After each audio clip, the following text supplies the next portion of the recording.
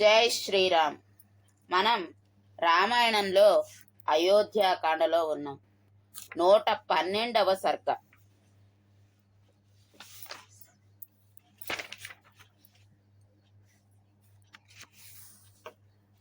శ్రీరాము భరతుల కలయికను చూచి ఋషీశ్వరులందరూ పొంగిపోవుట, భరతుని ప్రార్థనపై శ్రీరాముడు తన పాదుకలను ఆయనకు వసంగుట, పిమ్మట అతడు అందరికిని వీడ్కోలు పలుకుట.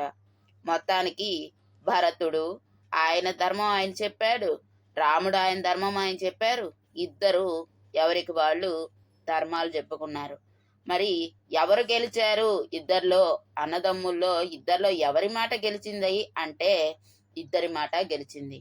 రాముడి పాదుకలతో భరతుడు రాజ్యాన్ని పరిపాలించాడు, రాముడు వనవాసానికే వెళ్ళాడు. ఇద్దరు ఆ విధంగా ఎవరి మాట వాళ్ళు నిలబెట్టుకున్నారు. అది ఏంటి, ఎలా జరిగింది అనే ఘట్టాన్ని మనం ఈరోజు చదువుకోబోతున్నాం. నిరుపమాన తేజోమూర్తులైన సోదరులకు శ్రీరామ భరతుల యొక్క అన్యోన్యానురాగములతో కూడిన కలయికను చూచి అచట చేరియున్న మహర్షులందరూ సంతోషముతో గగుర్పాటు నొందిన వారై మిగుల ఆశ్చర్యపడిరి. అంతకు ముందే అచట అంతరిక్షమున అదృశ్యముగానున్న ఋషీశ్వరులు, రాజర్షులు, సిద్ధులు మొదలగు దివ్య జాతుల వారు, దివ్య ఋషులు మున్నగువారు కాకుత్సవంసజులైన మహాత్ములకు ఆ సోదరులు ఇరువురిని ఇట్లు శ్లాఘింపదొడంగిరి. ధర్మములను బాగుగా ఎరింగి వాటిని ఆచరించు వారిలో శ్రేష్ఠులైన ఈ రాజకుమారులను ఇరువురిని గన్న ఆ దశరథుడు ఎంతయు ధన్యుడు. ఈ ఇరువురి యొక్క చక్కని సంభాషణలను విని సంతోషముతో పొంగిపోయితిమి. అంతేకాదు, నిరుపమానములైన వారి అన్యోన్య ప్రేమానురాగములు, రాజ్యాది సంపదల ఎడ ఆ ఉభయులు నిరాసక్తి మిగుల ఆశ్చర్యమును గొల్పుచున్నవి. వారి మధుర వచనములను ఇంకను పదే పదే వినవలనని మిక్కిలి కుతూహలపడుచున్నాము. దశగ్రీవుడైన రావణుని వధ శీఘ్రముగా జరుగవలనని అభిలషించుచున్న ఋషీశ్వరులు మొదలగు వారందరూ రాజశ్రేష్ఠుడైన భరతునితో ఏకగ్రీవముగా ఇట్లు వచించిరి. ఓ భరత, నీవు సద్వంశమున జన్మించిన వాడవు, సమస్త ధర్మములను చక్కగా ఎరిగిన వాడవు. నీ ప్రవర్తనయు ఆదర్శప్రాయమైనది. మిగుల ఖ్యాతికెక్కిన వాడవు. స్వర్గస్థుడైన మీ తండ్రి యొక్క ఆత్మకు శాంతి కలుగవలనని కోరుకొనుచున్నచో నీవు శ్రీరాముని మాటలను అంగీకరింపుము. శ్రీరాముడు తండ్రి గారి రుణమును తీర్చుకొనవలనని, ఆయన ఆదేశమును పాటింపవలనని మేము కోరుకొనుచున్నాము. దశరథ మహారాజు కైకేయి కోరిన వరములను ఇచ్చి ఆమె రుణము నుండి విముక్తుడై స్వర్గమునకేగెను. గంధర్వులు, మహర్షులు, రాజర్షులు మొదలగు వారందరూ ఈ విధముగా పలికి పిమ్మట తమ తమ స్థానములకు వెళ్ళిపోయిరి. తనను దర్శించడి వారికి సమస్త శుభములను అనుగ్రహించడి శ్రీరాముడు ఆ ఋషీశ్వరాదుల శుభ వచనములకు మిగుల సంతుష్టుడై ప్రసన్న వదనుడై వారిని అందరినీ ప్రశంసించెను. తన మనోరథము నెరవేరనందువలకు భరతుడు ధైర్యమును కోల్పోయి వణికిపోయెను. అంతటా మాటలు తడబడుచుండగా అతడు కృతాంజలి అయి శ్రీరామునితో మరలా ఇట్లు నుడివెను. ఓ కాకుత్స వంశ శిరోమణి, మన వంశ సంప్రదాయమును అనుసరించి జ్యేష్ఠుడు పట్టాభిషిక్తుడై రాజ్యపాలన చేయుట ధర్మము. దానిని దృష్టిలో నుంచుకొని నా ప్రార్థనను, మా తల్లి కైకేయి యొక్క అభ్యర్థనను మన్నింపుము. ఈ విశాల కోసల సామ్రాజ్యమును నేను ఒక్కడనే రక్షింపజాలను. నీ అందే బద్ధానురాగులైన పౌరులను, పల్లెవాసులను రంజింపజేయుట నా ఒక్కని వలన కాని పని. రైతులు వర్షముల కొరకై మేఘముల వైపు చూచునట్లు మన బంధువులును, యోధులును, మిత్రులు, సహృదులు అందరూ నీ కొరకై నిరీక్షించుచున్నారు. ఓ మహాప్రాజ్ఞ, కాకుత్సవంశ శిరోమణి, ఈ రాజ్య భారమును స్వీకరించి దాని ఔన్నత్యమును నిలబెట్టుము. ప్రజా పరిపాలనమునందు నీవు సర్వసమర్థుడవు. మధురముగా మాట్లాడుటలో నేర్పరి అయిన భరతుడు ఈ విధముగా పలికి అన్నగారి యొక్క పాదములపై వ్రాలెను. పెదప అతడు రాజ్యపాలనము స్వీకరించుటకై అన్నను పదే పదే ప్రార్థించెను. శ్యామవర్ణుడు, పద్మ పత్రముల వంటి నేత్రముల గలవాడు అగు భరతుని స్వయముగా తన యొడిలోనికి చేర్చుకొని శ్రీరాముడు మదించిన హంసవలే మధుర స్వరముతో ఇట్లు పలికెను. నాయన భరత, సహజముగానే నీ బుద్ధి వినయశోభితము. గురువుల కడ సుశిక్షిత మగుట వలన అది బాగుగా పదునుదేలి దృఢమైనది. ఇట్టి బుద్ధి బలము గలవాడగుటచే నీవు ఈ కోసల రాజ్యముననే కాక సమస్త భూమండలములను సైతము పరిపాలింపగల సమర్థుడవు. అంతేగాక ప్రతిభాశాలురైన ప్రధాన సచివులతోడ, ఉప మంత్రులతోడ, ఆత్మీయులైన బంధు మిత్రులతోడ బాగుగా ఆలోచించి వారి సూచనల మేరకు అవి ఎంతటి గొప్ప కార్యములైనను వాటినన్నింటినీ సులభముగా చేయింపగలవు. ఒకవేళ చంద్రుని నుండి కాంతి వేరైపోవచ్చును, హిమవత్ పర్వతము నుండి మంచు తొలగిపోవచ్చును, సముద్ర జలములు చెలియల కట్టను దాటిపోవచ్చునేమో, కాని నేను మాత్రము తండ్రి ఆజ్ఞను మీరనుగాక మీరను. నాయన భరత, తల్లి కైకేయి తేరని కోరికచే గాని, రాజ్యలోభముచే గాని, నీ పైగల మమకారముచే గాని కారణమేదైనను ఇట్లు గావించినది.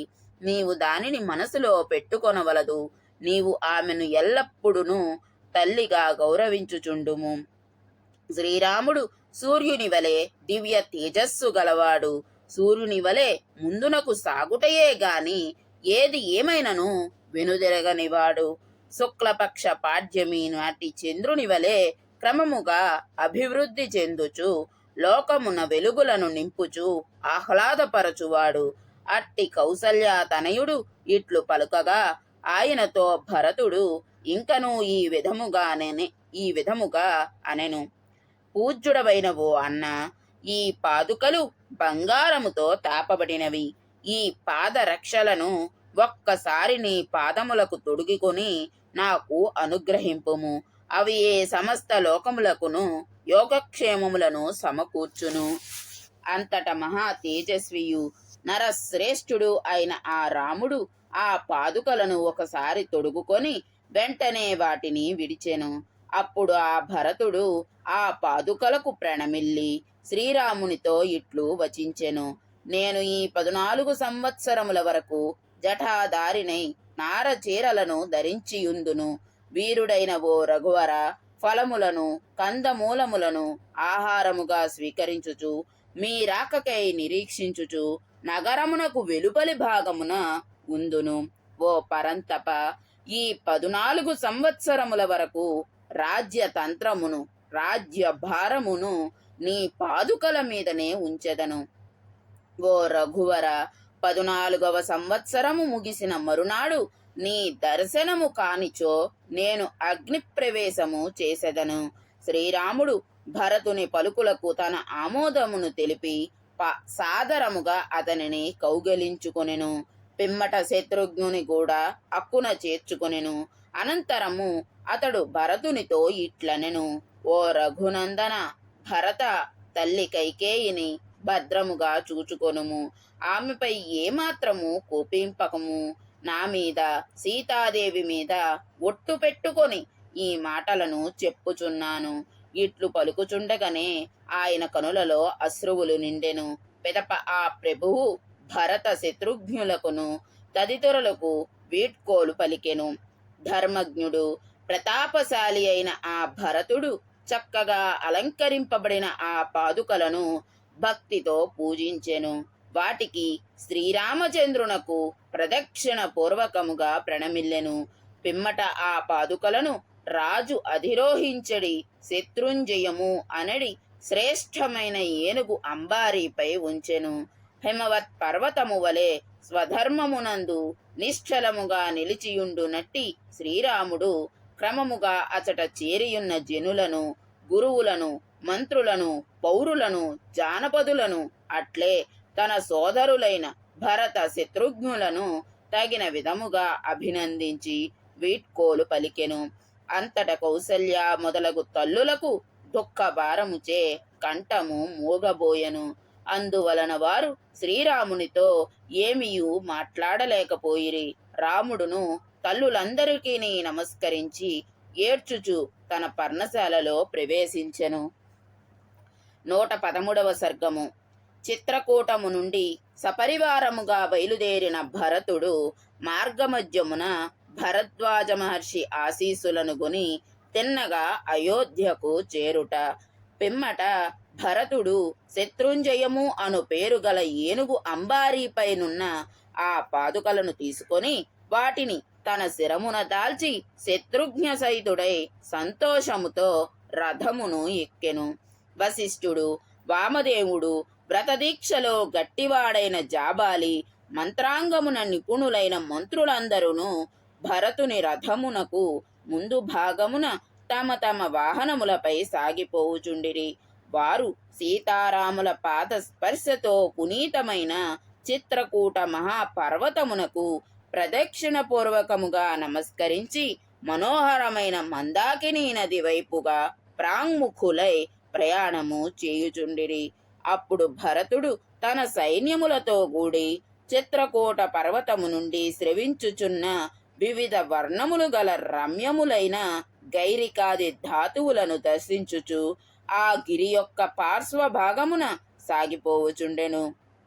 ఆ సమయమున భరతుడు చిత్రకూట పర్వతము నుండి కొంత దూరము వెళ్ళిన పిదప అతడికి సమీపముననే కనిపించుచున్న భరద్వాజ ఆశ్రమమును చూచెను. అంతట బుద్ధిమంతుడైన ఆ భరతుడు భరద్వాజాశ్రమము కడకు వెళ్ళి అచట తన రథముపై నుండి దిగెను. పిదప అతడు ఆ ఆశ్రమమున ప్రవేశించి ఆ మహర్షి పాదుకలకు ప్రణమిల్లెను. భరద్వాజ మహర్షి భరతుని రాకకు మిగుల సంతసించి ఆయనను ఇట్లు ప్రశ్నించెను. నాయన భరత, అన్నయ్యకు శ్రీరామచంద్రుని దర్శనమైనదా? నీ కార్యము సఫలమైనదా? ధీశాలి అయిన భరద్వాజ మహాముని ఇట్లు అడుగగా సోదర ప్రేమ గల భరతుడు ఆ మహర్షికి ఇట్లు ప్రత్యుత్తరమునిచ్చెను. ఆ ప్రభువును దర్శించిన పిమ్మట నేనును మా గురువైన వశిష్ఠుడు అయోధ్యకు వచ్చి రాజ్యమును పాలింపవలసినదిగా ఆయనను మిగుల అభ్యర్థించితిమి. దృఢ దీక్షగల శ్రీరాముడు అందులకు ఎంతయు సంతసించి వశిష్ఠ మహామునితో ఇట్లు నుడివెను. నేను 14 సంవత్సరముల కాలము వనవాసము చేయుదునని మా తండ్రి ఎదుట ప్రతిజ్ఞ చేసియుంటిని. నేను ఆ ప్రతిజ్ఞకు కట్టుబడి యుందును. శ్రీరాముడు ఇట్లు పలుకగా మిక్కిలి ప్రజ్ఞావంతుడైన వశిష్ఠ మహర్షి ఆయన మాటలలోని అంతరార్థమును గ్రహించిన వాడై మాట్లాడుటలో సమర్థుడైన శ్రీరామునితో ఇట్లు నుడివెను. ఓ రామ, బంగారము చే తాపబడిన నీ ఈ పాదుకలను భరతునకు ప్రసాదింపుము.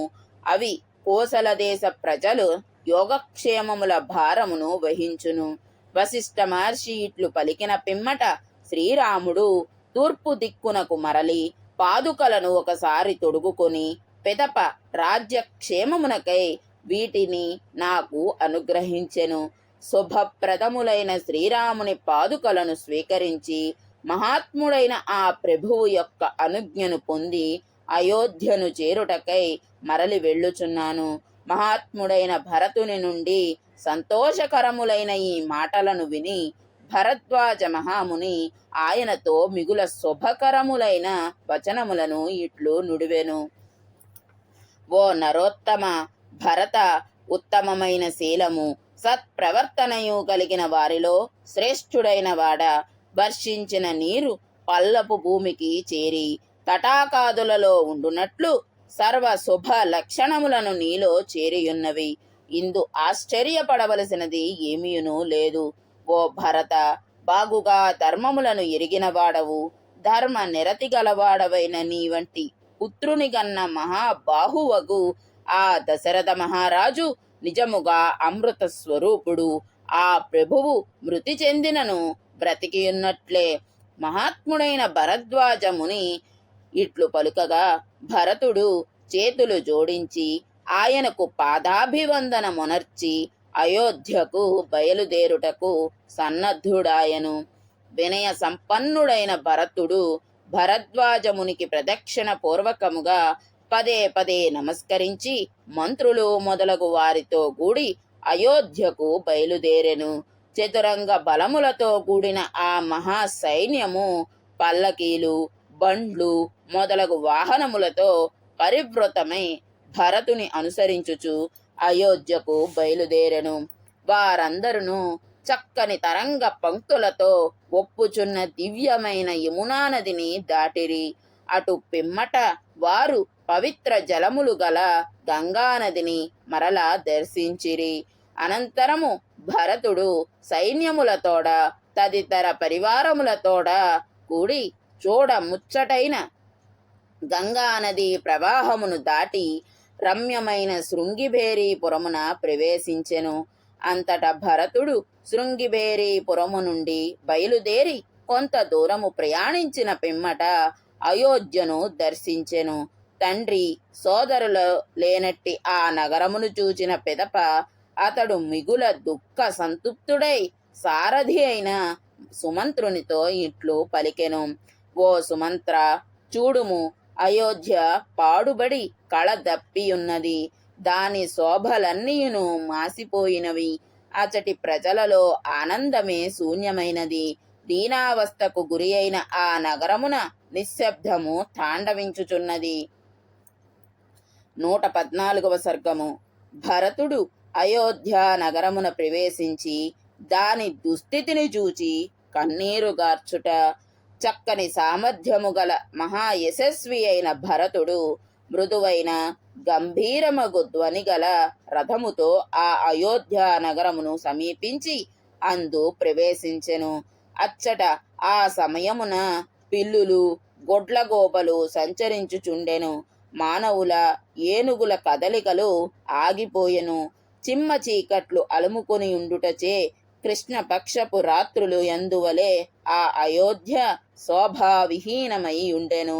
సహజముగా స్వీయ శోభలచే వెలుగొందుచుండెడి రోహిణి తన ప్రియపతియగు చంద్రుని రాహువు కబళించుటచే నిస్సహాయ కాంతిహీన అయ్యుండునట్లు దివ్యైశ్వర్యములతో తొలతూగుచుండెడి అయోధ్య తన ప్రభువైన దశరథ మహారాజును మృత్యువు కబళించుటచే దేనయై కళదప్పియుండెను. గ్రీష్మతాపము యొక్క ప్రభావమున పర్వతము నుండి ప్రవహించెడి నదిలో నీరు తగ్గిపోయి వేడెక్కియుండును. ఆ తాప ప్రభావమునకు తట్టుకొనలేక తీర జలములను ఆశ్రయించి ఉండెడి పక్షులన్నీయును విలవిలలాడుచుండును. తరిగిపోయిన ఆ నదీ జలములలోనున్న చిన్న పెద్ద చేపలును మొసళ్ళు ఆ వేడిని భరింపలేక ఆ నీళ్ల అడుగు భాగమునకు చేరుచుండును. అట్లు కృషించి ఉండెడి నది వలె ఆ అయోధ్య శోభావిహీనమై ఉండెను. పొగలు లేకుండా పైకి ఎగుయచున్న జ్వాలలతో బంగారు కాంతులను వెదజల్లుచుండెడి అగ్ని శిఖవలే అయోధ్య ఇంతకు ముందు చక్కగా శోభిల్లుచుండెడిది. కాని పెరుగు, పాలు మొదలగు ద్రవ్యములు హోమము చేయగా మంటలు ఆగి పొగ క్రమ్ముకొనుటచే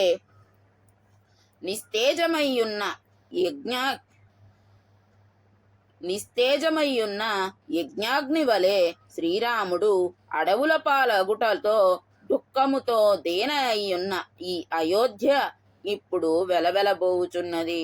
మహాసంగ్రామమునందు కవచములు నుగ్గు నుగ్గు కాగా, గజములు, గుర్రములు, రథములు దెబ్బతినగా, ధ్వజములు విరిగిపోగా, వీరులు నేల వ్రాలగా, ఆపదలో చిక్కుకొనిన మహాసేన వలె ప్రభువును కోల్పోయిన అయోధ్య చిక్కుల పాలై ఉన్నది. ప్రబలమైన వాయు వేగముచే ఉవ్వెత్తుగా లేచి నురగలతో కూడి ఘోషించుచున్నట్టి తరంగ పంక్తి వలె అయోధ్య ఇంతవరకును జనుల కోలాహలములతో కలకలలాడుచుండెడిది. కాని ఇప్పుడది గాలులు ఆగిపోగా ఉధృతి తగ్గి నిశ్శబ్దముగానున్న తరంగ సమూహముల వలె శోభావిహీనయై ఉన్నది. యజ్ఞము ముగిసిన తరువాత యజ్ఞమునకు సంబంధించిన సృక్సువాది ఉపకరణములు అన్నియు తొలగింపబడగా సమర్థులైన ఋత్విజులందరూ వెళ్ళిపోగా మంత్రోచ్చారణాది ధ్వనులు ఆగిపోగా నిశ్శబ్దముగానున్న యజ్ఞ వేదిక వలె అయోధ్య మూగపోయియున్నది. ఎతకు వచ్చి వృషభముతో కూడుటకు తహతహపడుచున్న ఒక ఆవును ఆ స్థితిలో వృషభము నుండి వేరు చేసి గోశాలలో కట్టివేయగా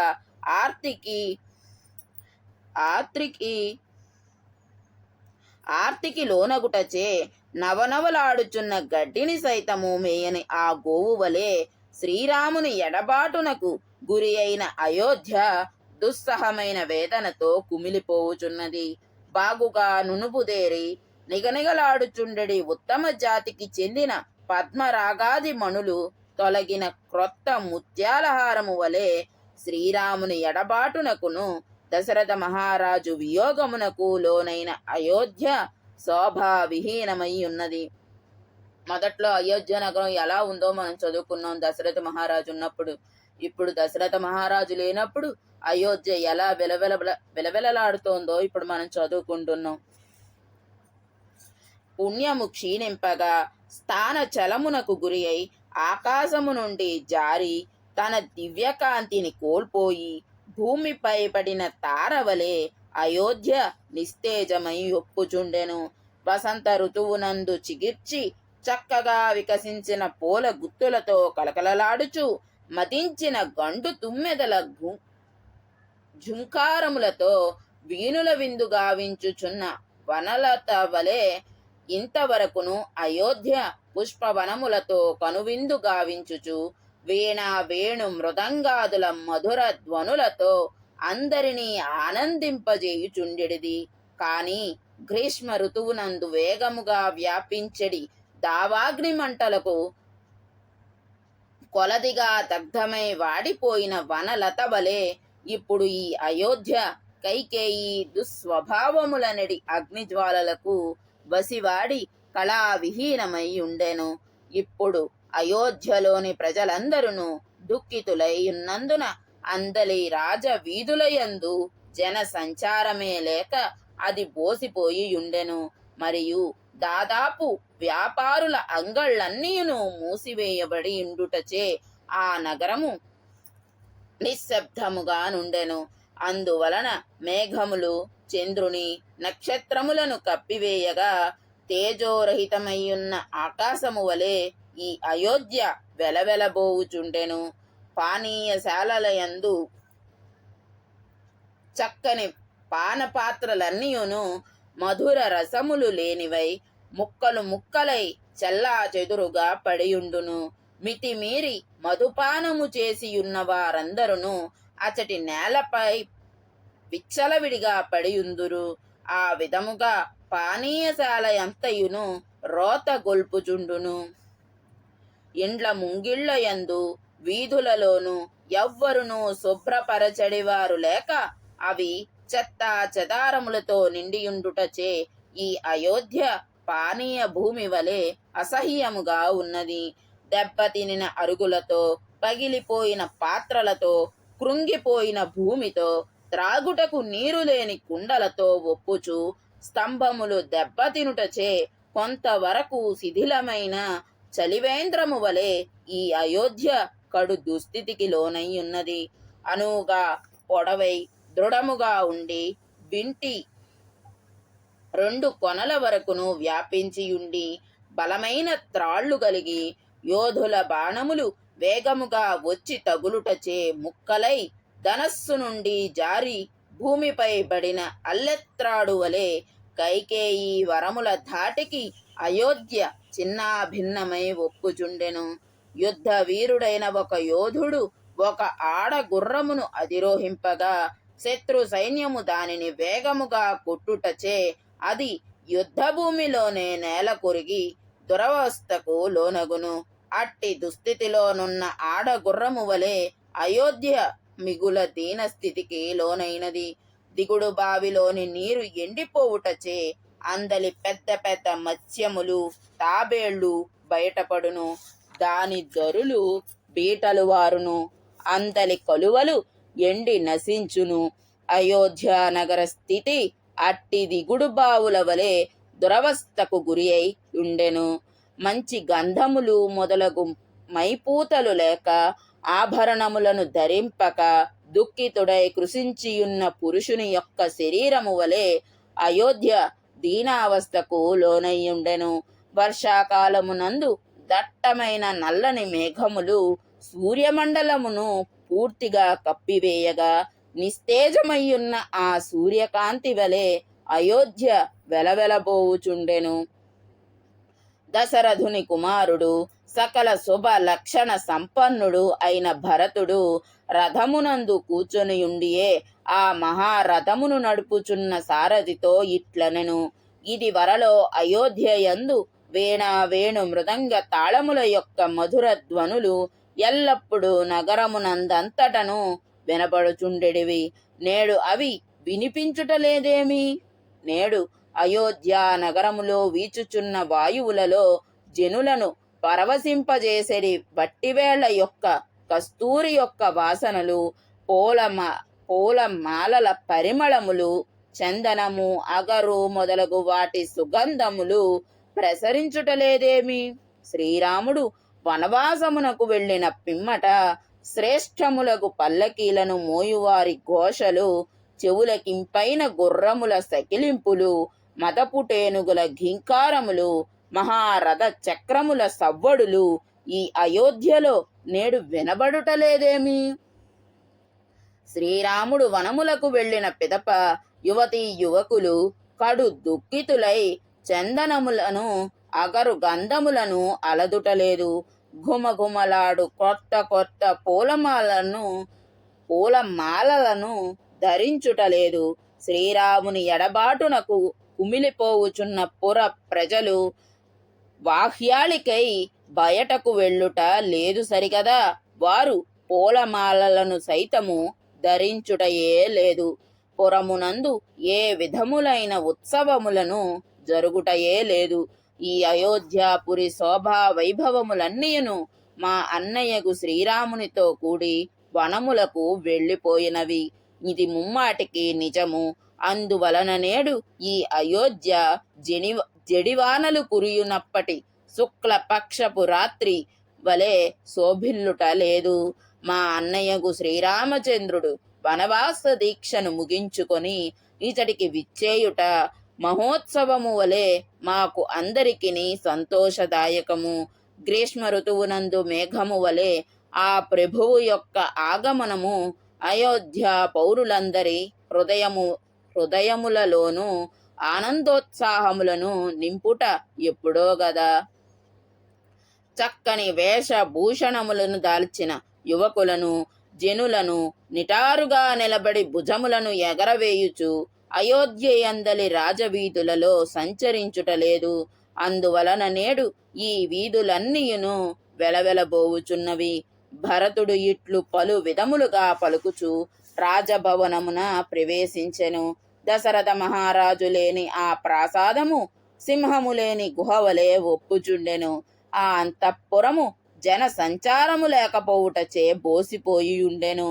అప్పుడు అది సూర్యరశ్మి లేక దేవతలచే విడువబడిన దుర్దినము వలె శోభావిహీనమై ఉండెను. అంతట బుద్ధిమంతుడైన ఆ భరతుడు ఆ అంతఃపురమునందంతటను కలయజూచి కడు దుఃఖితుడై కన్నీరు కార్చెను. ఇప్పటిదాకా మనం భరతుడు రాముడు మాట్లాడుకోవడం చదువుకున్నాం. ఆ తర్వాత శ్రీరాముడి వశిష్ఠ మహర్షి చెప్పారు, పోన్లే నువ్వు రాజ్యానికి రానంటున్నావు కదా, ఈ బంగారు పాదుకలని ఒక్కసారి తొడుక్కొనైనా వాటిని తీసుకెళ్ళి ఈ భరతుడు రాజ్యాన్ని పరిపాలిస్తాడు. వాటిని నీకు బదులుగా నీ పాదుకలకి పటాభిషేకం చేస్తారు. ఆ పాదుకల్ని అక్కడ పెట్టుకుని భరతుడు పరిపాలన చేస్తాడు అని ఒక చిన్న హింట్ ఇచ్చినట్టున్నారు. అదే చదువుకున్నాం మనం ఈరోజు. ఆ అయోధ్య నగరాన్ని ఒకప్పుడు అయోధ్య నగరం ఎలా ఉండేది అని మనం అయోధ్యాకాండలో మొదట చదువుకున్నాం. ఇప్పుడు అయోధ్యాకాండ చివరికి వచ్చేసింది. ఇంకొక 6 సర్గల దాకా ఉన్నాయి. ఈ 6 సర్గల దాకా మనం చదువుకునేసరికి అయోధ్య ఎంత వెలవెలబోతోందో ఈరోజు మనం చదువుకున్నాం. మొత్తానికి ఏదైతేనే అన్నదమ్ములిద్దరూ కూడా సంతృప్తిగా వచ్చారు. నువ్వు గనక వనవాసం చేసి వనవాస దీక్ష అయిన మరునాడు గనక నువ్వు నాకు కనిపించకపోతే అగ్ని ప్రవేశం చేస్తాను అని భరతుడు రాముడితో చెప్పాడు. ఈ మాటని నాతో పాటు మీరందరూ కూడా గుర్తుపెట్టుకోండి. ఇదే మాటకి కట్టుబడి ఉన్నాడా, లేదంటే భరతుడు అన్నయ్య ఎక్కడ వచ్చేస్తాడా, ఎక్కడొచ్చేసి ఇప్పటిదాకా తను చేసే రాజ్యాన్ని లాగేసుకుంటాడా అని అనుకున్నాడా అనే కథా విశేషాన్ని మనం కొంచెం కొంచెం సర్గలు కాండలు ముందుకు వెళ్లే కొద్దీ చదువుకుంటాం. సర్వం శ్రీరామచంద్రమూర్తి పాదారవిందార్పణమస్తు. స్వస్తి.